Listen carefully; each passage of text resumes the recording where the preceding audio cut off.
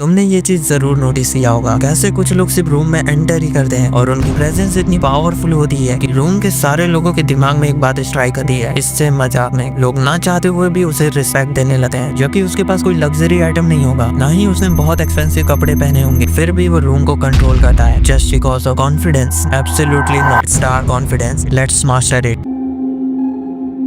Dark confidence normal confidence से कैसे अलग होता है? नॉर्मल कॉन्फिडेंस में तुम इजीली सबसे बात कर लेते हो, पॉजिटिव माइंडसेट से रहते हो और तुम अपने थॉट्स एंड फीलिंग को इजीली एक्सप्रेस कर लेते हो। वहीं डार्क कॉन्फिडेंस में एक्सप्रेस की जगह होता है इम्पैक्ट। तुम कम बोलते हो लेकिन उसका इम्पैक्ट बहुत ज्यादा होता है। तुम्हें अपने पावर्स एंड एबिलिटी का शो ऑफ नहीं करना पड़ता है, तुम्हारी प्रेजेंस ही उस माहौल में इम्पैक्ट क्रिएट करती है। और इसके साथ तुम कोई खुली किताब नहीं होते, तो तुम सिचुएशन को ऑब्जर्व करके स्ट्रेटेजिकली रिएक्ट करते हो। So how to achieve it? तुमने ये कभी ना कभी ऑब्जर्व किया होगा, जब 5-6 लोगों का एक ग्रुप होता है तो उसमें कोई ना तो कोई एक ऐसा बंदा होता है जो फालतू की चीजें कर रहा होता है जिससे उसे अटेंशन मिल जाए। ऐसा इसलिए होता है क्योंकि बहुत से लोग साइलेंस से डरते हैं। उन्हें ऐसा लगता है अगर वो साइलेंट रहेंगे तो वो ग्रुप में से गायब हो जाएंगे, इसलिए वो बहुत सी फालतू चीजें करते हैं जिससे उनका मजाक बन जाता है, जिससे उनकी वॉइस पावर एंड इम्पैक्ट को खो देती है, जिससे वो अगर कुछ बोलेगा तो उसका इम्पैक्ट नहीं होने वाला। तो ये तुम्हारे साथ ना हो। सबसे पहले साइलेंट को एक्सेप्ट करो, जिससे तुम खुद को शांत रख पाओगे। फिर तुम स्टार्ट करो ये ऑब्जर्व करना कि लोग क्या कह रहे हैं। अगर टॉपिक तुम्हारे लिए रेलिवेंट है और तुम उसमें कोई वैल्यू ऐड कर सकते हो तभी बोलना, तो चुपचाप सुनते रहो। और ऐसा कुछ नहीं होता कि तुम उस ग्रुप में खो जाओगे। ये बात हमेशा याद रखना कि तुम हर कॉन्वर्सेशन को डोमिनेट नहीं करते, क्योंकि अगर तुम फर्जी ज्ञान बांटने लग गए तो तुम अपनी वैल्यू को खो दोगे। लेकिन वहीं अगर तुम सिर्फ वैल्यूएबल चीज बोलोगे तो तुम्हारी पर्सनैलिटी वैसी बन जाएगी एंड लोगों के दिमाग में ये आता है जब भी ये बंदा कुछ बोलेगा तो वो हमेशा वैल्यूएबल होगा, जिससे वो तुम्हें गौर से सुनेंगे।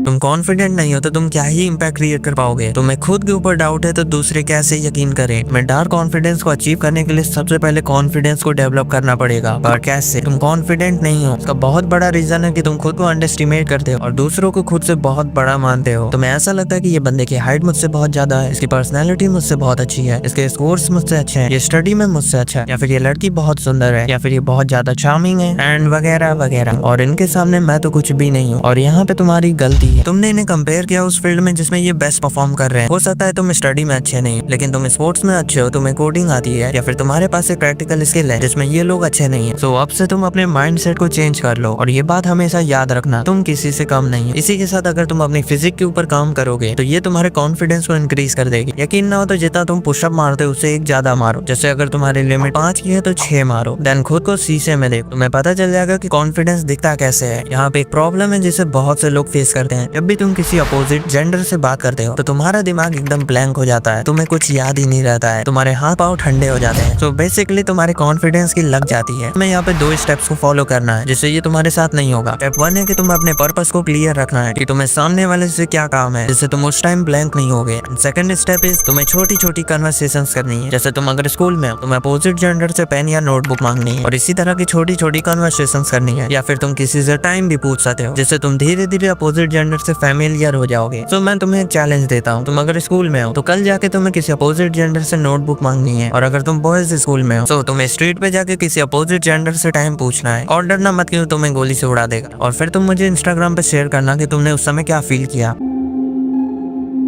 कम्युनिकेशन स्किल को तुम्हें मास्टर करना पड़ेगा, तुम्हारे पास कोई और चारा नहीं है, क्योंकि डार्क कॉन्फिडेंस अपना पोटेंशियल तभी दिखा पाता है जब उसे यूज करने वाले ने कम्युनिकेशन को मास्टर किया हो। अच्छी कम्युनिकेशन करने के कुछ स्टेप्स होते हैं जो मैं तुम्हें बता देता हूँ। सबसे पहले तुम्हें जो थॉट्स या फिर इन्फॉर्मेशन डिलीवर करनी है वो सही होनी चाहिए। सब बिल्कुल नहीं होना चाहिए कि तुम कुछ गलत इन्फॉर्मेशन शेयर कर रहे हैं जिससे तुम्हारी बेइज्जती हो जाए। और सेकंड, तुम्हें आई कॉन्टेक्ट बना के रखना है। Third is be a good listener, बोलने से पहले सुनना सीखो। Fourth is don't use fancy words, तुम्हें अपने कन्वर्सेशन में simple, clear and easily to understand words use करने हैं। ऐसा नहीं होना चाहिए कि तुम स्टाइल मारने के चक्कर में कोई फैंसी वर्ड बोल दो और लोगों को समझ में ही ना आए। फिफ्थ इज तुम्हें काम रहना है और बढ़ा के और तेजी से कुछ भी बोलोगे तो वो लोगों को समझ में नहीं आएगा। एंड सिक्स्थ इज प्रैक्टिस करो। कम्युनिकेशन एक सोशल स्किल, तो ये तुम्हें प्रैक्टिस से डेवलप करनी पड़ती है और तुम्हें कॉन्फिडेंस भी रहना है। अगर तुम चाहते हो कि मैं इसके ऊपर एक डिटेल्ड वीडियो बनाऊं तो मुझे कमेंट करके जरूर बता देना।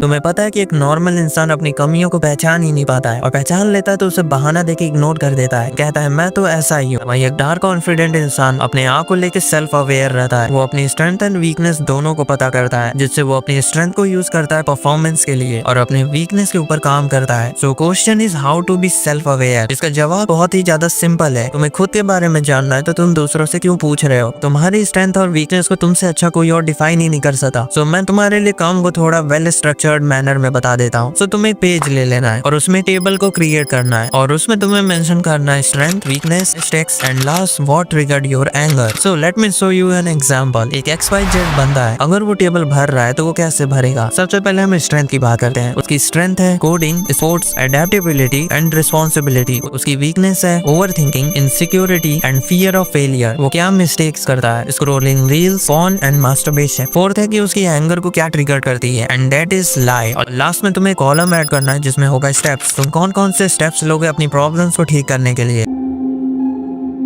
तुम्हारे कुछ बोलने से पहले तुम्हारा अपीयरेंस ही इम्पैक्ट डालता है। जैसे एक बंदा जिसकी बॉडी लैंग्वेज एकदम खराब है, वहीं एक दूसरा बंदा जिसकी बॉडी लैंग्वेज बहुत अच्छी है। दोनों में से कौन डार्क कॉन्फिडेंस को बहुत अच्छे से इस्तेमाल कर सकता है? Of course second one. एक स्ट्रॉन्ग बॉडी लैंग्वेज तुम्हारे अपीयरेंस एंड इम्पैक्ट को 10x टाइम तक स्प्रेड करती है। बहुत से लोग अपने आप तुम्हारी तरफ अट्रैक्ट होने लगे हैं। तो तुम अपनी बॉडी लैंग्वेज को कैसे इंप्रूव कर सकते हो? सिंपली तुम्हें कुछ स्टेप्स को फॉलो करना है, जिसमें से पहला है तुम्हें एक स्ट्रेट पोस्चर में रहना है। तुम्हें देख के ऐसा ना लगे कि बॉडी से आत्मा ही गायब है, तो तुम्हें अपने पोस्चर को स्ट्रेट रखना है जिससे लगे कि तुम वेल कंट्रोल्ड हो। सेकंड, तुम्हें एक स्ट्रॉन्ग आई कांटेक्ट बनाना है। वाला point communication and body language दोनों में ही था, क्योंकि बॉडी लैंग्वेज कम्युनिकेशन का ही पार्ट है, लेकिन मैं इसे थोड़ा डिटेल में एक्सप्लेन करना चाहता था, तो इसलिए मैंने इसे सेपरेट कर दिया। Third is control your hand movement. तुम्हें अपने हाथों को उतना ही मूव करना है जितने की जरूरत हो। Fourth is relax own self. अगर तुम रिलैक्स नहीं रहोगे तो तुम घबरा के गलतियां करोगे। इसके लिए तुम्हें मिरर के सामने जाना है, खुद को रिलैक्स करना है, और इसके साथ तुम्हें डीप ब्रेथ की प्रैक्टिस करनी है, क्योंकि जब तुम गहरी सांसें लेते हो तो तुम्हारी बॉडी रिलैक्स होती है।